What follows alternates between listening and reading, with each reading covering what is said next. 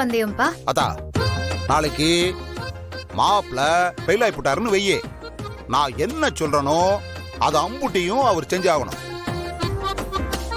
நீங்க வில்லங்கமா ஏதாச்சும் பண்ணிட்டீங்கன்னா? அவர் எதிரில் நிக்கிறது அழகரு, எதுக்கும் அஞ்சாத அழகரு, எவன்ட்டியும் கெஞ்சாத அழகரு. மறந்துட்டீங்களா? சரி நான் பாஸ் ஆறேன்னு வைங்களேன், அப்ப என்ன பண்ணுவீங்க? நாளைக்கு நீ பாஸ் ஆயிட்டேன்னு வையா, நீ என்ன சொல்றியோ அது அம்புட்டியும் நான் செய்யறியா? சூப்பர், பந்தயத்துக்கு நாங்க 2 பேரும் ரெடி. அது ஆண்டாளு என்னடா கட்சி மாறி புட்டியா நீ? இந்த விஷயத்துல என் புருஷனுக்கு தான் நான் சப்போர்ட் பண்ணுவேன். அப்போ நானும் என் மாப்பிள்ளைக்கு தான் சப்போர்ட். நானும் என் மாமாக்கு தான் சப்போர்ட் பண்ணுவேன். குடும்பம் மொத்தமும் ஒன்னா சேர்ந்து போட்டீங்க. இந்தாருங்க மாமா, இப்ப கூட எதுவும் கெட்டு போல, பாந்தே வேணான்னு சொல்லுங்க, இது எல்லாத்தையும் கேன்சல் பண்ணிடுறேன் நான். இங்க பாருங்க மாப்ள, அதெல்லாம் முடியாது. போட்ட பந்தயம் போட்டதுதான். நாளைக்கு நீங்க பாஸ் ஆகுறீங்க, அவரை டார்ச்சர் பண்றீங்க. பாக்கலாம் லட்சுமி, நாளைக்கு நான் மாப்பிள்ளை கிட்ட சிக்கிறனா இல்ல மாப்பிள்ளை எங்கிட்ட சிக்கிறாரான்னு பாப்போம்.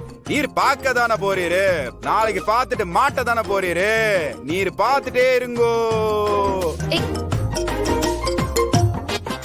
ஆண்டாளே பாஸ் ஆயிடுவான்னு உன் புருஷன் உறுதியா சொல்லிக்கிட்டு இருக்கான். சந்தேகமே வேண்டாம்ப்பா, அவன் பாஸ் ஆயிடுவான். நீங்க வேணா பாருங்க, நீங்க மாப்பிள்ளை கிட்ட மாட்டிக்கிட்டு படாத பாடு பட போறீங்க.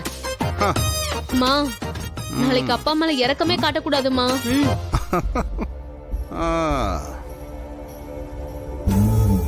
நாளையில இருந்துதான் என் ஆட்டத்தை எல்லாரும் பார்க்க போறீங்க.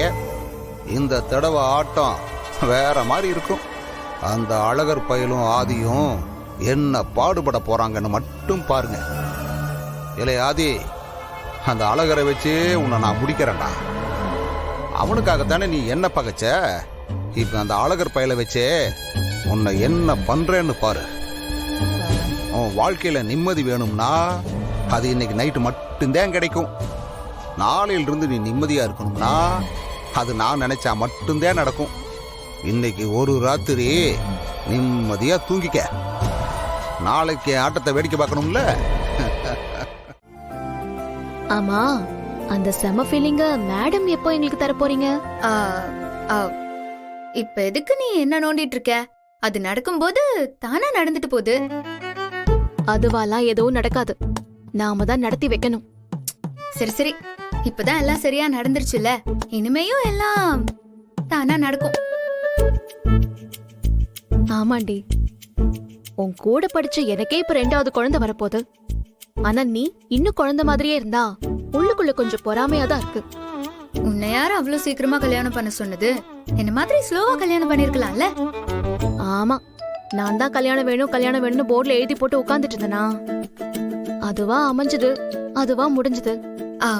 சரிடி, இவ்ளோ நாளா தமிழுக்கும் ஆதிக்கும் ஒரு நல்ல பாண்டிங் இருந்துச்சு. இப்போ நடுவுல ஒரு குட்டி பாப்பா வந்தா தமிழ் மனசு எதுவும் கஷ்டம் எல்லாம் படாதுல்ல? எனக்கும் முதல்ல அப்படிதான் தோணுச்சுடி. ஆனா இன்னைக்கு நான் ஹாஸ்பிட்டல் போயிட்டு வரும்போது அவ ஒரு பொம்மையை வச்சுக்கிட்டு அவ அதை தம்பி தம்பின்னு சொல்லி விளையாடிட்டு இருந்தா. நானும் அப்படியே சும்மா அவகிட்ட கேக்குற மாதிரி கேட்டு பார்த்தேன். அவளுக்கு தம்பி பாப்பா வந்தா ரொம்ப சந்தோஷமா. அப்படின்னா ஓகே தாண்டி.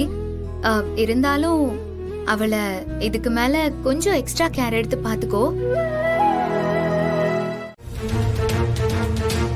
தாத்தா, அப்ப தம்பி வந்தா அப்பா என்ன கண்டுக்க மாட்டாரா? ஆமாத்தா, கண்டுக்க மாட்டாரு. அப்ப எனக்கு தம்பியே வேண்டாம், எங்க அப்பாக்கு நான் மட்டும்தான். இங்க இருந்த தமிழ், இத நீ தாத்தா கிட்ட சொல்லக்கூடாது, அப்பா கிட்ட தான் போய் சொல்லணும். இப்ப உங்க அப்பா கிட்ட சொன்னீங்கன்னா அவர் உனக்காக என்ன வேணாலும் செய்வாருல்ல? பண்ணுவாரு.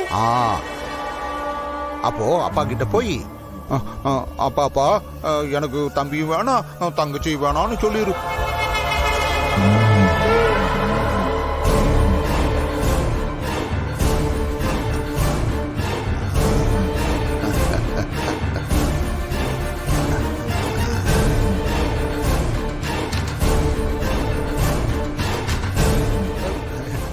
ஏதா சாப்பிட்டியா நீயே? பெரிய மனுஷனாடா நீ எல்லாம். என்னதா பிஞ்சு மனுஷன நஞ்ச விதைச்சிட்டு இருக்க? ஏய் ஆதா, நீ தப்பா நினைச்சுக்கிட்டு இருக்க. நானும் தமிழ் சும்மா விளையாண்டுட்டு இருந்தோம். எதுடா விளையாட்டு? நீ சொன்னது பூரா விளையாட்டா? ஏதா சும்மா விளையாடிட்டு இருந்தோம்னு சொல்ற நீ வேற. இப்ப தமிழ் தான் வந்து என்கிட்ட தாத்தா உங்களுக்கு வந்து ஆண்டாளத்தை பிடிக்குமா இல்ல பவித்ராத்தை பிடிக்குமான்னு கேட்டுக்கிட்டு இருந்தா. அதுக்கு நான் பவித்ராத்தையை விட ஆண்டாளத்தை தான் ரொம்ப பிடிக்கும்னு சொல்லிக்கிட்டு இருந்தேன். இங்காரு அந்த புள்ளகிட்ட நான் அப்படி சொன்னதுக்கு அப்புறம் அது என்கிட்ட என்ன தெரியுமா கேட்டுச்சு, ஏன் தாத்தா நாளைக்கு எனக்கு தம்பியோ தங்கச்சியோ வந்தா அப்புறம் எங்க அப்பா அம்மாவுக்கு யாரை பிடிக்கும்னு கேட்டுச்சு. நானும் சும்மா ஒரு விளையாட்டுக்கு ஆமா உங்க அப்பா வந்து அதுக்கப்புறம் உன் தம்பியவோ தங்கச்சியவோ தான் கொஞ்சிட்டு இருப்பாருன்னு நான் சும்மா விளையாட்டுக்கு சொன்னேன். ஏதா ஒரு பிஞ்சு மனசுல நஞ்சை விதைக்கிறதுக்கு நான் என்ன அவ்வளோ மோசமானவனே என்ன? இல்ல நான் சொன்ன அங்குட்டியும் புரிஞ்சுக்கிற அளவுக்கு அது நான் அவ்வளவு பெரிய மனுஷியா தமிழ்? குழந்தைகிட்ட விளையாட்டு கூட நான் பேசக்கூடாதா? விளையாட்டா பேசலாம்டா, ஆனா என்ன பேசணும்னு இருக்குல்ல.